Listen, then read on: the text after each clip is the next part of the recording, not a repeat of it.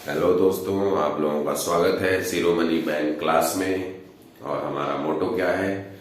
हर एक बैंक के प्रीलिम को क्लियर करना। नौकरी तभी होगी जब आप प्रीलिम क्लियर करोगे, और प्रीलिम क्लियर तभी होगा जब आप इनइक्वालिटी जानोगे। तो चलते हैं इनइक्वालिटी की ओर। आज हम करेंगे क्वेश्चन। ये वीडियो बिगिनर्स के लिए है, ये उन स्टूडेंट्स के लिए भी है जो तैयारी कर रहे हैं काफी दिनों से, और उनके लिए तो है ही है जो स्टार्ट कर रहे हैं प्रिपरेशन। इसमें आपको बेसिक से बताया जाता है, और इंस्टीट्यूट की तरह मैं नहीं बताता। टाइम पास करना है, 1000 क्वेश्चन करा दिए, कॉन्सेप्ट जीरो। जी नहीं, मैं आपको इसमें कॉन्सेप्ट देने की कोशिश करता हूं। चलो आज क्वेश्चन करेंगे। पहला 2 वीडियो में बेसिक हो गया, अब 2 में क्वेश्चन करेंगे। इस लेक्चर में क्वेश्चन होगा, ठीक है। चलो देखो दोस्तों, देखो ये IBPS PO 2016 का ये है क्वेश्चन। 4 क्वेश्चन उस समय आया था 1 नंबर का, ठीक है दोस्तों। ये रीजनिंग का आपका क्वेश्चन है। ये स्टेटमेंट दिया हुआ है, इन तीनों, ये अलग अलग स्टेटमेंट है, तीनों को कंबाइन करके एक स्टेटमेंट बनाना है लंबा सा। फिर उस स्टेटमेंट से आपको देखना है ये 1 2 करेक्ट है या नहीं। तो चलो देखते हैं आपका अप्रोच क्या होगा। ऐसे ही देखो, सुन लो, सोचने का तरीका क्या होगा आप लोगों का। पहले सुन लो, तरीका सुन लो क्या होगा सोचने का।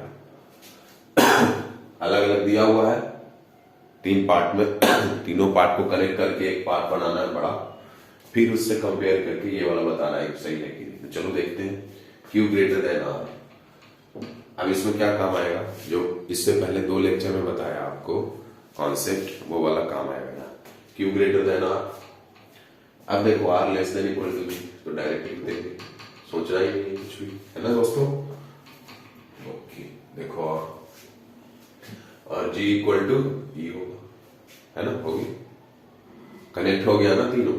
देखो Q greater than R, R less than equal to G, यहां से दिख रहा है Q ग्रेटर देन R दिख रहा है, R less than equal to G दिख रहा है, G इक्वल टू E दिख रहा है ना, है कि नहीं। अब देखो फर्स्ट ये दिया हुआ E ग्रेटर देन Q, और second Q greater than equal to E। बस हो गया। यहां से बताना है आपको E ग्रेटर देन Q सही होगा कि नहीं, है ना। इक्वल मीन्स क्या, अरे G इक्वल मीन्स क्या, G की जगह पे E को रख दो। कभी भी इक्वल आए ना, मैं इक्वल का कॉन्सेप्ट नहीं बताया इसलिए क्योंकि इक्वल आसान है। G इक्वल टू E का मतलब E की जगह पे या तो G रख दो या G की जगह पे E। तो यहाँ पे इमेजिन करो G की जगह पे E है, भूल जाओ इतना, G की जगह पे E, बस इतना ही स्टेटमेंट याद रखो। G की जगह पे क्या है, E। अब बताओ E Q का रिलेशन होगा, क्या होगा, किस तरह से बन रहा है देखो तो। G की जगह पे अगर आप E रखोगे तो किस तरह का रिलेशन बन रहा है, इस तरह का बन रहा है ना। मैंने क्या बताया था आपको, E greater than equal to R है और Q ग्रेटर देन R है। यहां से Q greater than R correct होगा, R less than equal to E, या इसी को लिख सकते हो E greater than equal to R correct होगा। लेकिन Q E के बीच में क्या रिलेशन है, फिर से वही कबाब में हड्डी, ये ग्रेटर देन और ये लेस देन इक्वल टू हो गया, है ना। यहाँ क्या होता देखो, अगर ऐसे होता Q ग्रेटर देन R ऐसे, तो हम बोल सकते थे कि Q और E क्या होगा, ग्रेटर देन E होगा, Q ग्रेटर देन E होगा, है ना। ग्रेटर देन इक्वल टू नहीं, Q ग्रेटर देन E होगा, ये हम बोल सकते थे, है कि नहीं। लेकिन यहां से तो हमें पता ही नहीं चल रहा है, E को रखोगे तो E Q में कोई रिलेशन आ रहा है नहीं, तो ये गलत है ना। इधर भूल जाओ, इधर देखो Q greater than equal to E। देखो एक नया कॉन्सेप्ट है, E Q के बीच में कोई रिलेशन आ रहा है दोस्तों, यहां से देखो, नहीं ना, E Q के बीच में कोई रिलेशन है नहीं है। यहाँ एक में दिया हुआ है E greater than equal to Q, नहीं, Q greater than equal to E, नहीं, दोनों गलत। लेकिन ध्यान से देखो एलिमेंट सेम है, एक में E ग्रेटर है Q से, एक में E लेस है ना, ये कांटा इसको चुभ रहा है, ई लेस देन इक्वल टू ई है। इनइक्वलिटी में कितने साइन होते हैं, ये या फिर इक्वल, यहाँ तीनों यूज हो गया ना, ई ग्रेटर देन क्यू यूज हो गया, ई यहाँ तो ग्रेटर होगा, या फिर ई लेस देन या इक्वल टू हो, तीनों यूज हो गया। तीनों में से कोई एक तो सही होगा, तीनों में से कोई एक तो सही होगा, सोचने वाली बात है। इन तीनों से बाहर कहां जाओगे, ये दोनों का दोनों गलत है, या तो ये सही हो जाए या ये सही हो जाए, है ना। ये तीनों में से किसी एक को सही होना है। क्यों मैं बोल रहा हूं ऐसा, क्योंकि तीन साइन यूज हो गए ना ई के लिए, ई ग्रेटर देन क्यू हो गया एक में, ठीक है, ई ग्रेटर देन क्यू हो गया एक में, फिर एक में ई लेस देन क्यू हो गया ना। देखो यहां से ई ग्रेटर ये वाला यूज हो गया, और ई लेस देन इक्वल टू ई। अरे ई लेस देन इक्वल टू ई का मीनिंग क्या होगा, ई या तो लेस देन होगा या फिर इक्वल टू क्यू होगा। तो देखो ये वाला और ये तीनों साइन यूज हो गया, तीनों में से कोई एक साइन तो सही होगा। इसका मतलब इसका आंसर क्या होगा, आइदर 1 और 2। अब समझे आइदर का केस है ना, आइदर ये तीन साइन एलिमेंट सेम होना चाहिए, एलिमेंट सेम है दोनों में, ई क्यू है। और देखो एक में ग्रेटर और एक में ई के लिए देखना है, क्यू के लिए नहीं। क्यू के लिए भी देखोगे तो क्यू लेस देन यहाँ यूज हो रहा है, और इसमें Q greater than equal to, तीनों साइन यूज हो गए। ई के लिए देखो ई यहाँ पे ग्रेटर देन बोल रहा है, और बाकी में ई लेस देन इक्वल टू बोल रहा है, हो गई है ना। तो आइदर होगा ही होगा। चलो देखते हैं ना दूसरे क्वेश्चन पे।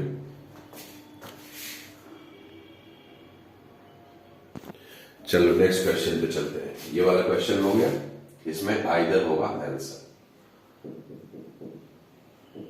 एक बात और, आपको जॉब की गारंटी कोई नहीं दे सकता कि मैं जॉब करवा दूंगा, मैं भी नहीं, लेकिन मैं ये गारंटी जरूर दे रहा हूं कि अगर आप मेरी बात पे चलोगे, मेरे कॉन्सेप्ट को फॉलो करोगे, तो प्रीलिम क्लियर होना तय है आपका, और प्रीलिम क्लियर होगा तो मेंस क्लियर हो जाएगा, मेंस तो फिर नौकरी, है ना।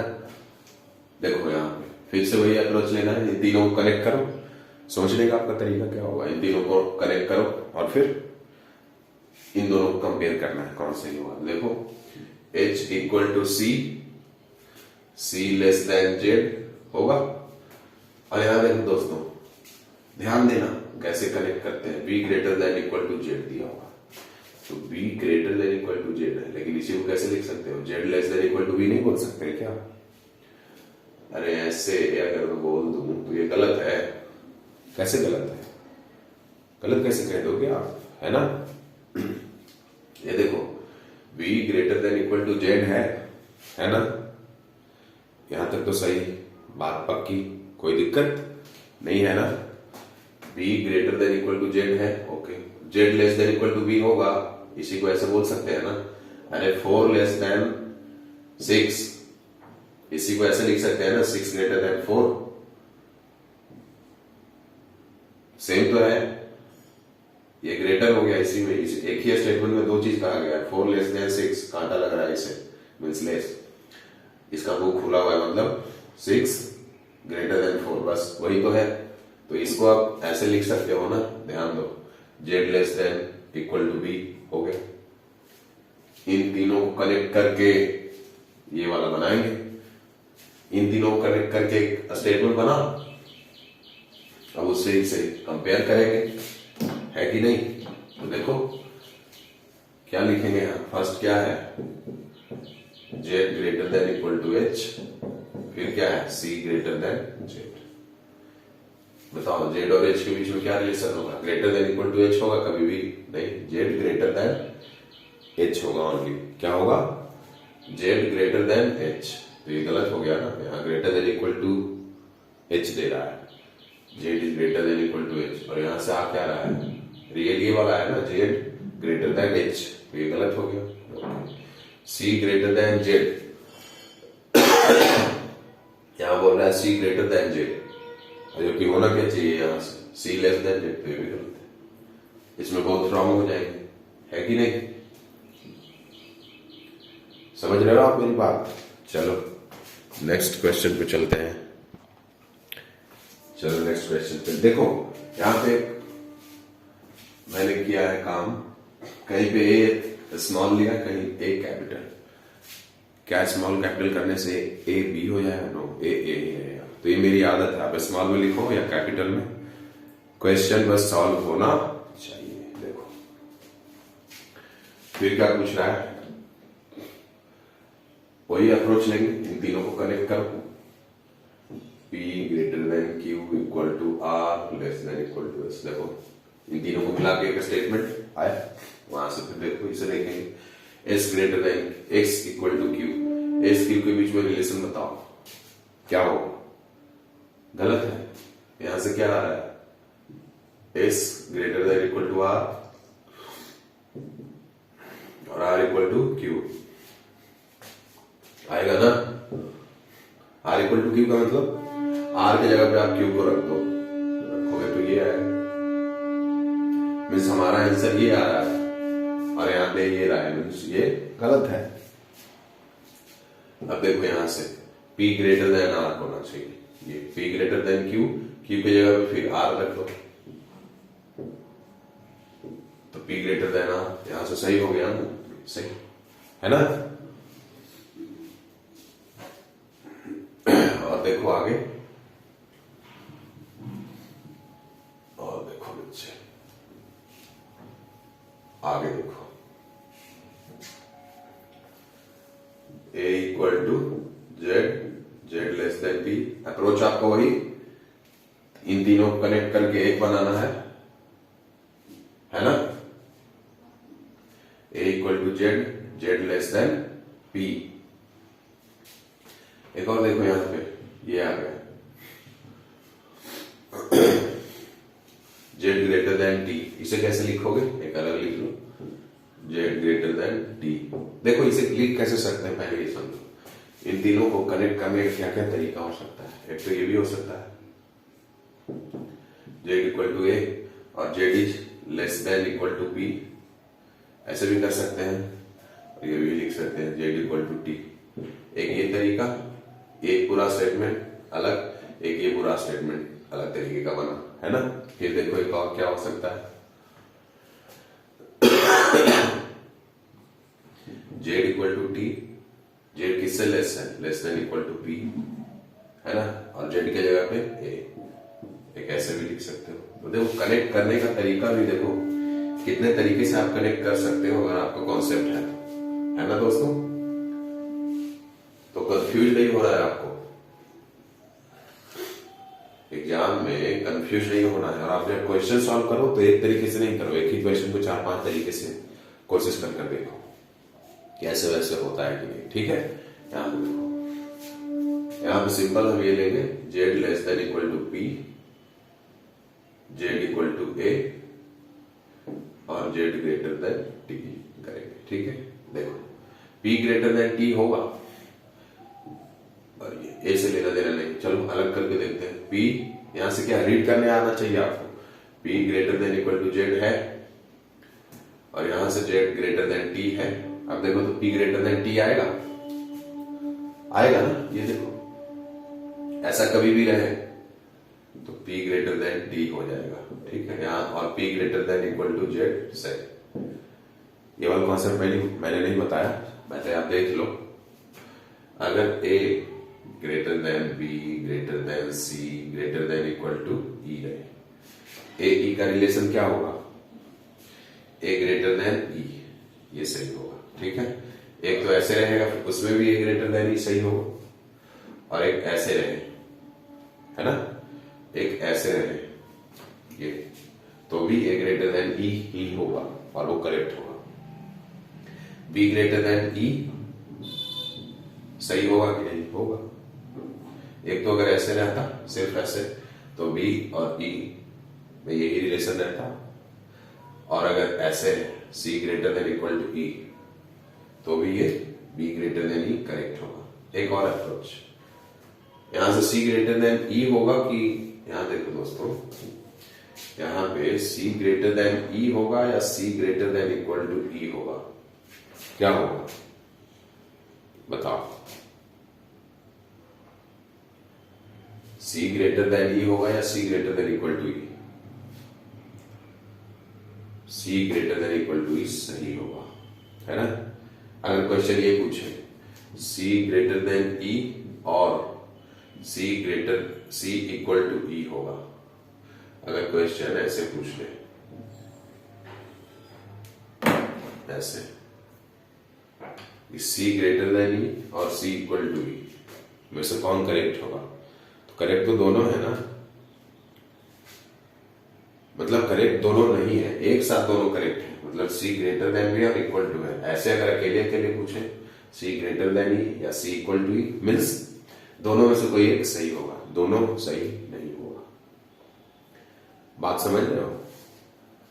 जैसे 4 ग्रेटर देन इक्वल टू 3 का मीनिंग या तो 4 ग्रेटर देन 3 हो या 4 इक्वल टू 3 हो, है ना। ऐसे सही कौन सा होगा? सही इन दोनों में से कोई नहीं होगा, इन दोनों में से कोई सही नहीं है, बट इन दोनों में से कोई एक तो सही है।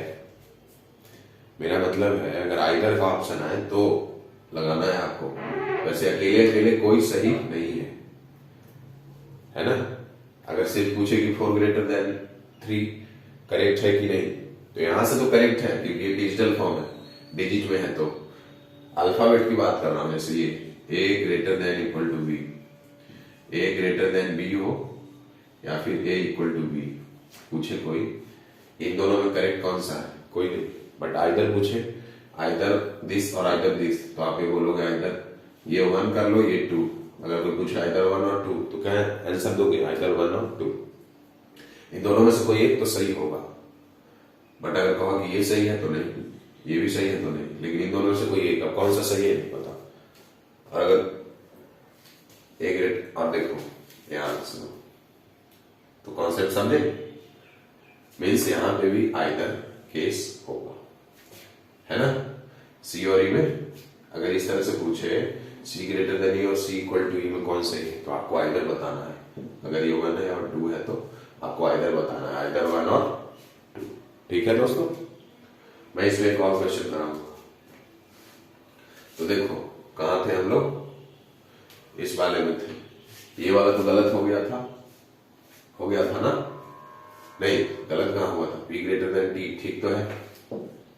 इन तीनों को कनेक्ट किए, इन तीनों को कनेक्ट किए तो ये आया, यहां से ये बनाए और यहां से ये पी ग्रेटर देन टी ठीक तो है।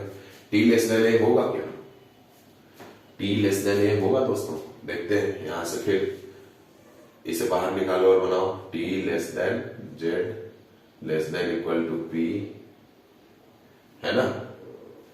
यहां देखो जेड इक्वल टू ए, मतलब जे के जगह पे ए को रख दो या ए के जगह पे जेड को रख दो, गलत नहीं होगा। इक्वल का मीनिंग, इक्वल का एक्चुअल कॉन्सेप्ट है या तो जेड के जगह पे ए रख दो या ए के जगह पे जेड। तो यहां जेड के जगह पे ए रख देते हैं, तो टी लेस देन ए ठीक तो है, यानी बोथ करेक्ट हो जाएगा।